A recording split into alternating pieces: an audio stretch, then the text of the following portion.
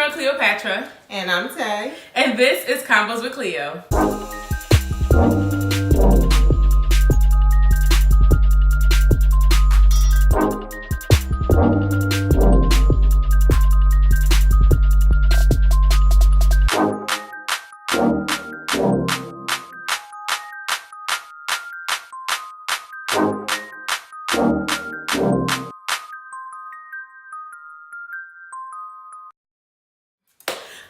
So today I have my friend Tay here. How are you, Tay? I'm good. Good. Tay, actually, I know her because she worked with my husband for a couple years. So y'all started working together at the hospital. Around, what year was that? That was probably in 2014. Okay, so it's been a few nice little years. We went to your 30th. We turned all the way up. It was a great time, 90s party. So today Tay came on because she actually brought up a topic that she would like to discuss. And I'm going to paraphrase the topic, but then I'm going to let her go ahead and give it to you how she want to give it to you. So basically, she came to me saying that there is an issue a lot of times with balancing the family you're trying to create. So you're getting married to your husband or your wife and trying to have that family unit with the family you was born into. Your mom, your dad, your aunt, your cousins, XYZ. So take it away, Jantaye. Yeah, so basically, I noticed with just conversations with a lot of different people, whether you're single, married, or have been in a long-term relationship, that we get with each other, we start building with each other, but a lot of times we have that other obligation to our family members, and sometimes there is a disconnect once you're in that relationship with, okay, can I continue loaning, say, my mom money or my father money and it not be an issue with my fiance or my boyfriend? So I noticed that some relationships had ended because they felt as though, well, look, that's my mom. Right. Or that's my cousin or that's my brother. So it's like, where is the line on where you can and cannot do for tough. family? Okay, yeah, that's definitely tough. So we not struggled, but in the beginning, me and my husband struggled with that balance too. Specifically for Valentine's Day. Now, Valentine's Day for us is not a huge holiday. We can love each other 365. We don't need a day. But it is nice, since the rest of the world is doing something, it's nice to do something with your spouse for Valentine's Day. But Valentine's Day happens to be my mother's birthday. So, especially when we were dating, and had we been married 7 years, we could care less. We'll go the next day, day after, whatever, day before. But in the beginning, when we were still dating and just getting serious, or we were engaged, and he wanted to do something for me for Valentine's Day, I was like, I gotta take my mom out because it's her birthday. Now, my mom would have understood, but I, as the only daughter, didn't want to not do something. So we ended up, mostly it would be, okay, we'll both take her out for brunch. And then she'll keep the kids so we can go and have dinner. Right. So on that specific day, we found the balance. But I do get how it may be hard, especially if you're someone who your family has grown to depend on for either emotional support, like, every Tuesday or Thursday, it's game night at the house, XYZ, or financial support. You have been the breadwinner if your parents are getting older. You've been helping them out around the house with little bills, or your cousins or whoever. And now that there's somebody else in your life, I could see with that could be an issue. It presented an issue actually in my household. I am extremely close to my father. I'm just daddy's girl. I am a daddy's girl. It's ridiculous. Like, you say something about Rocky, and I'm like, hold up, ready to fight. I'm ready to fight and everything. So when I got with him, he knew that we had a really good relationship, and my dad had some mental health issues and stuff like that. So I was pretty much the caretaker for him as well. Well, as our relationship started progressing and we started getting more serious, it started to be like, okay, yeah, Tay, you can go do this, you can go do that, but he wanted you to cut back. Right. He's like, you know what, your dad is grown, you're getting older, you gotta start living your life. You can't always, everything that you're doing, it's like, well, is my dad cool, or is this going on or that? He's like, listen, you have to find a fine balance. So what ended up happening was he had to come live with us for a little bit, and it was fine. It went well and everything. But then it came down to us buying a house, and I'm like, oh yeah, because we need gotta room for dad. Yeah, we need room for my dad. That's what I'm thinking. What's the problem? No, mother is well off. She's older, but she doesn't need any assistance or anything like that. So we ran into a little issue because he's like, but then my mom need to move in. Yeah, he's like, well, first of all, this is our house. Me, you, and the girls. Like, your dad can come visit, but... So that's hard. It was hard because I felt like, in a way, because my father raised me single, I felt obligated. Like I was obligated to that. So it had me like, oh, well, what do I do? If I do this and I feel like I'm turning my back on him. So, you know what actually ended up happening? What? I had a conversation with my dad. And what did he say? And my dad said, tell you grown. I would have cried. He said, listen, I don't care what you do.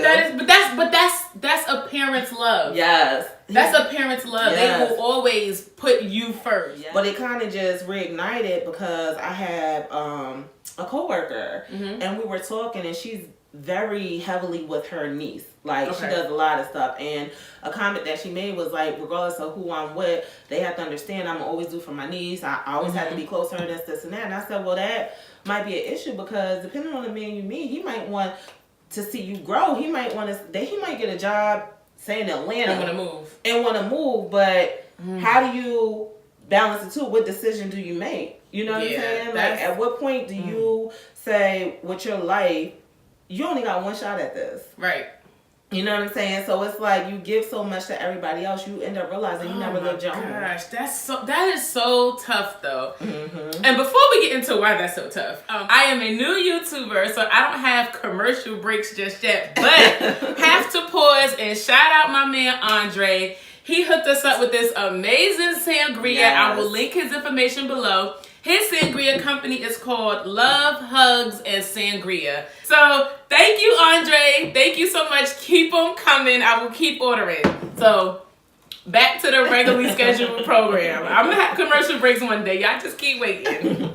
But that's really tough because how do you say, all right, the people who have helped you when you were growing up, you can never just turn your back completely. Exactly. I could never be with someone who was like, oh, you need to stop going to your mom's house, period. You need to go there. Like, I'm sorry that you came from a broken place in your life, but I love my mom or my aunt, whoever helped you, because those people did not have to do for you what they did for you. If it wasn't for them, you may not be the person you are today that this person has become to love and respect or whatever. And now that I've risen to a level where I meet someone and ready to start a new point in my life, I can't just turn my back. No, I can't do it. That's not fair. Now I do see maybe if I was that girl who went to my mom's house 7 days a week, and I got a boyfriend now or a fiance or a husband. Okay, I can go 3. I can scale back because I could call her the other 4 days. But you can't tell me no. Once a week. I ain't gonna listen. Just too much. Me and my husband actually had the conversation because my mom is getting a little older. She ain't old at all. My mother is, moving and grooving. But we're starting to think future. And I believe actually he brought it up. And he was like, when your mom gets a little older, she might want to sell her house. We would probably have to move because we would need a house that had like a mother-in-law suite or a master bedroom on the first floor. So she don't have to go up and down steps. And the fact that he brought that up, I was almost in tears. Because that's something as women we think about. At least I thought about like, what am I doing with my mom? Oh, I hope my husband don't mind. Because most people, they don't want to live with older people as they get older. Absolutely. Especially living with a parent at any age can be difficult. Don't I know it? Because it's, at least for my household, it was very hard for my mother not to see me as her child. I can be 50. I'm still my mother's child. Absolutely. And so a lot of people don't want to saddle themselves with having a parent in the house to be like, well, you should be doing this and you shouldn't be letting the baby go there and the baby should have this on and you should tell your man. Like, we were like, all right, Mom, we're going to get this little home for you. We're going to put you over here. Right. The fact that he brought it up and he was so okay with it, it really touched me because that is something that's real. It is. Whether it's a mom or an aunt or a niece. So with your friend now, does her niece live with her currently? No. Well, I guess the situation is that she just recently went back to live with her parents. Her parents. Okay. No, your friend. My friend went back to live with her parents. Okay, so she's at home. Her niece is in that home. because her sister is living back at home with the So parents. this is her sister's daughter. Yes, is it's very her close. sister's daughter. Okay. So she was just saying, like, you know, I just can't, blah, blah, blah. I guess whatever issues that's going on between the mom and that daughter is, It is what it is. It is what it is. So she's like, I just can't leave her, blah, blah, blah, blah. Mm-hmm. So what I brought to her. So she's like taking her on almost as her own daughter at this point. Exactly. Gotcha. She's supporting her and everything. Mm-hmm. So she's like, at this critical stage in her life, I can't just get in a relationship and walk away from her. And any man that gets with me has to understand we a package deal. So I told her, I said, respect. But you also have to respect from a man's standpoint that when you're in your 30s and stuff, there's some men that's looking to start settling down. True. And although they're okay with that, I told her, I said, something you might want to start looking into, guardianship, stuff like that. Because right now you staying with your parents and you're helping out. But ultimately, if that's what you want to do, make it legal. Get custody. Get custody. So that way, if he says, look, we need to move here, or this is my child now. She's coming. Yeah, she's coming with you. So gotcha. you have that. And she was like kind of unwavering. I started minding my business. I stayed in the child's place. Now, even if she didn't want to get it official on paper, I feel like when she goes on dates or she's meeting guys, she needs almost, because like on my video we did last week, one of the comments that was made was that if you have kids, that's a date one conversation. Oh, it is. That's not something you wait and spring on somebody. Yeah. So on date one, she should be like, so I don't have any children, but I take care of my niece. Absolutely. And she lives with me. Even though it's not her house she's living in, the niece still lives with her. Because the expectation in her mind is when I move, she's coming. Exactly. So, I think a lot of stuff is situational. So for me, I think, number one, we got to define a relationship first, okay? And then the other thing is you have to determine whether your family member is using you as a crutch or not. And there's a big difference because you have some family members that, because they're so used to coming to you, you might, my mom might have 3 kids, but I'm the most successful. You've almost enabled them. They're not even trying other ways to survive. They're just coming to you as the first resort because you've always been there. Right. That to me is more of a when you have someone older you're taking care of. When you have like a niece, that's different. That's different. But that's true. If it's like your aunt, and she just always relied on you because you were the most successful niece, but now you got a man. Yep. If there are other avenues to explore, that's a conversation. Like, I'm not turning my back on you. I'm not forgetting about everything you've done for me. And because you've done so much, I will always make sure that I'm able to do X, Y, Z. But A, B, and C, we need to figure out a government program, or you need to call this niece, you need to call TT or JJ. Like, other people can help you. Absolutely. I have to put some of my energy, focus, time, attention, and money into what I'm trying to build. Because what I think that what ends up happening is that we love our family. Especially ones that, in a way, we feel a little obligated to, whether it be a brother or whoever. And sometimes that could cloud our judgment in a relationship. So where my fiance might come to me and be like, hey, Tay, let's talk. I'm automatically on defense. Right. Because I know you talk about my family, you don't talk about my dad. But then I have to always bring myself back and remember, like, technically he's here, but he's on the outside looking in. So he might not see what I'm seeing. Yeah, you know what I'm saying? He was not there for your raising. Exactly. He was not there to see how many, like you said, your dad raised you by himself. Absolutely. So he was not there for all those nights your dad tucked you in, or you had to watch him go work extra shifts so that you could have the cheerleading uniform, or, he wasn't there for all of that experience. He just sees it as you're very close with your dad, which is nice, but I need you close to me too. Yeah. And that's tough because especially when it's a parent relationship, especially if you had a good home upbringing, whether your grandmother raised you, your aunt raised you, your mom raised you, your dad raised you, whoever, you as an adult, I think it's hard pressed to find someone who doesn't feel indebted. You can never pay these people back. Like, you can't. The sacrifices they made, they wiped your ass, you can't pay them back for all of that. But you can darn near try. You can do what you can. But finding that balance is tough. And it's very hard, I think, of a conversation to have with someone who's like, you do too much. Like, excuse me? You better come with me with the good delivery and everything. You better set this up right. I need to walk in and see you set this whole thing up right so we can, go ahead and have a conversation. Put me in a good headspace because I'm already going to be on the defense because that's my dad. Exactly. That's my mom. Ultimately, I had to sit and think and look at it like this. When it comes down to at least parents, I commended my father so much because he raised me and my brother single. He wasn't trying to have all these girlfriends and nothing. I can't even remember one female he messed with, and that was it. And he did so much and sacrificed so much, and I just felt indebted. But then I had got to a point where I'm like, but you know what?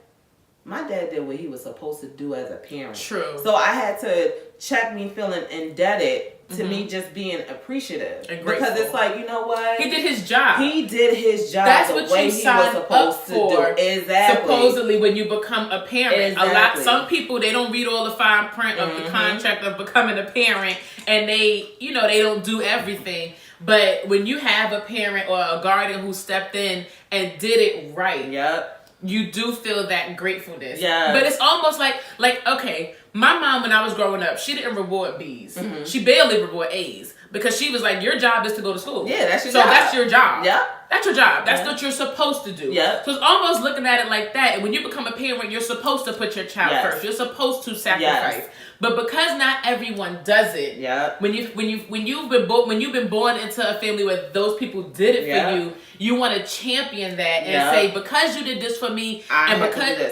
because you've raised me in a way where I'm successful enough to do this. I was able to graduate high school. I was able to graduate. You made sure I scrimped and scraped and was at the provost office begging to keep me from being expelled or whatever. But y'all made sure I got that degree. And at college, I met my man. So if y'all didn't do that, I wouldn't be here. Absolutely. So it's always a gratefulness. And then it's hard though, because they did that and now you're here and now you met him and he goes, but you got to pump the brakes on them. And we had to find a middle ground though, because see, for him, everybody's very self-sufficient in his family. So they don't have that coming together because they good on their own. You good, I'm good, we great. I'm good, we good. Yeah. None of that. So the way he grew up and the way I grew up is real different. So what I started to kind of tell any of my peers that are just getting into a relationship and stuff like that is like, look, remember, how old are you? How old is he? However, whoever it is. That could come into play. If you're the older one in the relationship, then you may be more removed from your parents. They might be retired off to Florida or something by now. So they're not even really on your radar. You send them gifts and you go fly out twice a year. And you get with someone younger whose parents are still more present in their life. It might be harder for you to understand their position and harder for the younger person to understand the older person. Like, it ain't my fault your parents moved off to Florida. And that's exactly what happened. My mom's still here. My fiance is 13 years older than me. So it's definitely that came a difference. And my whole thing is that, you have, me and him have been together for 11 years now, going on 11 years. And yes. Wait, you said 11 going on 11. Well, I said 11 now. I was like, wait, it's going on 11. Okay, it's going on 11. Got you. We've been together going on 11 years. And I had to look at it like this. When I met him, I was 21, about to be 22. So for 21 years of my life, I lived without him. It was me and my dad. You know what I'm saying? So now I get with you, and I got to get to know you. We got to see how we blend. And for 35, 36 years of his life, he was living, doing his own thing. So now we blending these things, and we got to get to know and understand. So we had to come to the middle point where it's like, listen, I get what you're saying. I'm doing too much. I'm helping out my dad too much. If you don't mind me asking, was it that you were going to your dad's house too much, or was it more of financial? You're sending him too much money? Every little thing I felt obligated to. So when it came down to my dad's mental health, it was making sure he stayed on his medication and all that other stuff. So was that by like phone calls, or were you going to the house? That was me going to the house. That was phone calls. Then it was on top of that, my door is always open to my father. I'm not even gonna lie. Every weekend he daggone on there, comes to my house. But before that, it was like he would come over to the house. Sometimes he'll stay for 3, 4, or 5 days, but he had his own place. But it was just that what my fiance said to me was, you have a brother.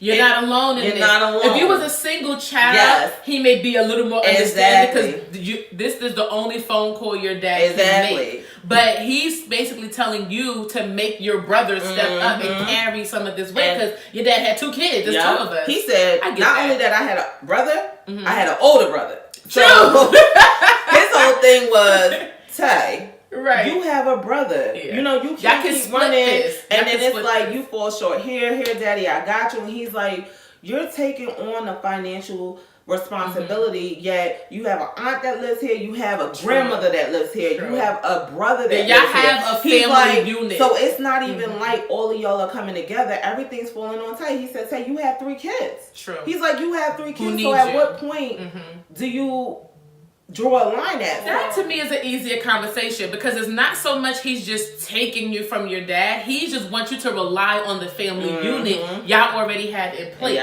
so that you're not so stressed. And again, I think it's different because you also have children. Yeah. If it was just you and your man, then that's different. He might be like, I don't mind you missing this dinner because we'll go out next night. But he's like, if you're going to leave me home with all these kids now every night, listen. And that was his thing. And then he was just like, you know, he had to learn how to ease up as well. Because the conversation that I had with him is that you don't know what it's like to be in a situation like this, so you can't appreciate and you can't respect it. But I need you to understand it. True. You know what I'm saying? Like, you have to understand my standpoint. Like, regardless of whoever else is around, I think his problem is that my family wasn't helping. So he's like, his issues were with the family. Yeah, his issues was more so like, here's the situation. Either y'all gonna help or you're not, but you can't run yourself ragged. True. And then what ends up happening is I'm running myself ragged, trying to make sure that my dad is good. Then I'm turning around trying to make sure that my kids are good. And I'm just trying to and then I'm like trying to, and it comes to a point where I was giving so much of myself, I had nothing left, and I would break down. And when is your husband coming? When are you coming into play? When you got trying to get your toes? It wasn't happening. So he said, "Yo, when you go through all this stuff, family or not, and all this other stuff you're doing,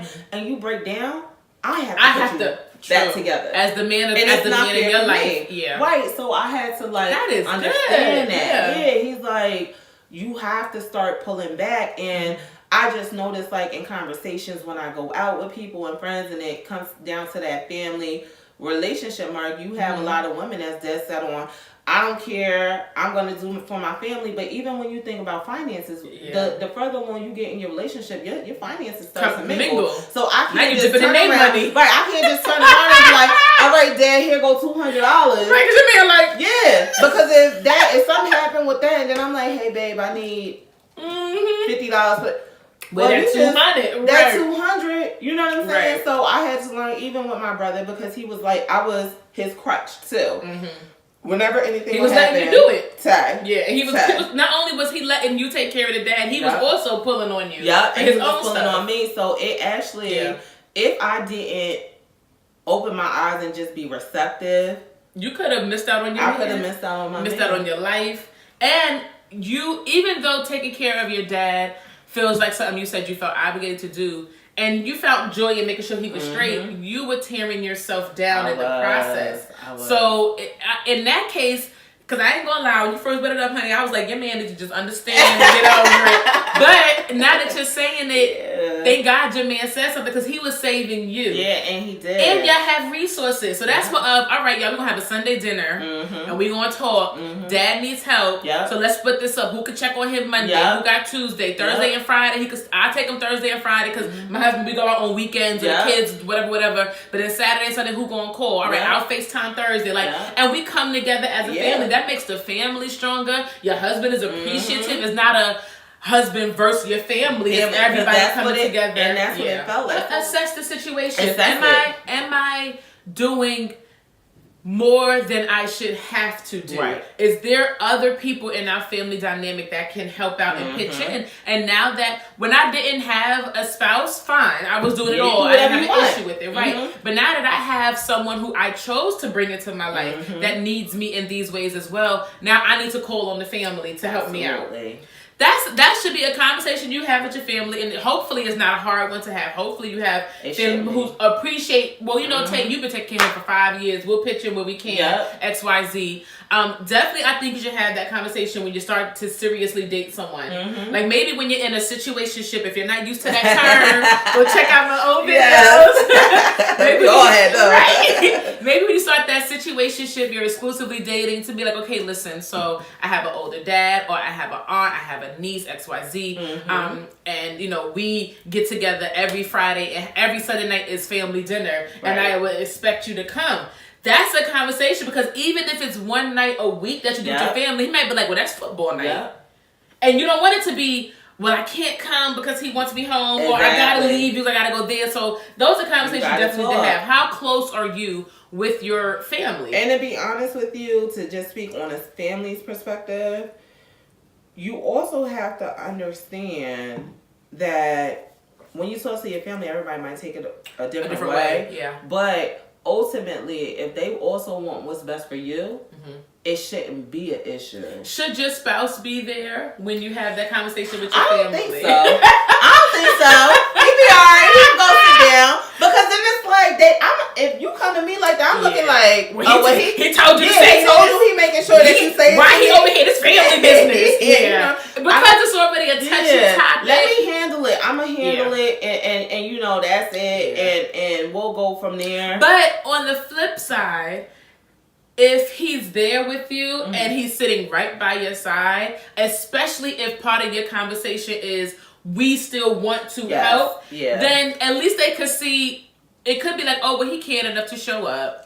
It's not so, because when he's in his absence, they can infer whatever he wants to. That's true. But in his presence or her presence, they can see that y'all are really a united front, and he or she is okay with whatever you want to do with the family. So maybe they can come, and when you can pose the topic to the family, like we wanted to talk to you guys about XYZ, and then once the topic is brought up, you can excuse or like, all right, but let me talk to my family. Yeah, and then let him go ahead in the room and y'all bust it out. Yeah, because they might have some stuff. You know, some things people want to keep in house as far as family goes. They might have like specifics. Well, who gonna change his diaper? Yeah, they might not want to say that in front of the stranger. You know what I mean? My thing is just always making sure that whoever it is that's talking to you, if you know your boyfriend or whatever, they come and they talk to you, make sure that they're coming from a good place. Because there's a fine line between that and domestic violence. So when I say that, meaning that controlling stuff. Yes, you want to separate me from my family so that I feel like all I have is you. Exactly. Now. So there's a fine line in between that. True. Nobody should ever ask you to wholeheartedly cut your family off unless it's the family's toxic. Unless the family's toxic. Your health. Right. Thank you so much, Jantaye, for coming on. Bringing this topic to the channel. It was definitely a topic I think that a lot of people need to hear because I think it's commonplace. It is. If y'all want to see Jantaye again, go ahead and let me know in the comment section. I will put her information. Follow her on social media. I'll link her stuff below as well. Thank you again, Andre at Love Hugs and Sangria. This was amazing. I will be ordering more. For order information, go ahead and check the box below as well. Thank you guys again so much for watching, and we'll see you next time. Thank you so much for watching. Don't forget to like, comment, and subscribe. And meet me back here next Tuesday for another Convos with Cleo. That's good, so I need his info. I told you, girl. You get the party started, honey. Day drinking. Yeah. Okay. And don't forget to like and comment, subscribe. Good job.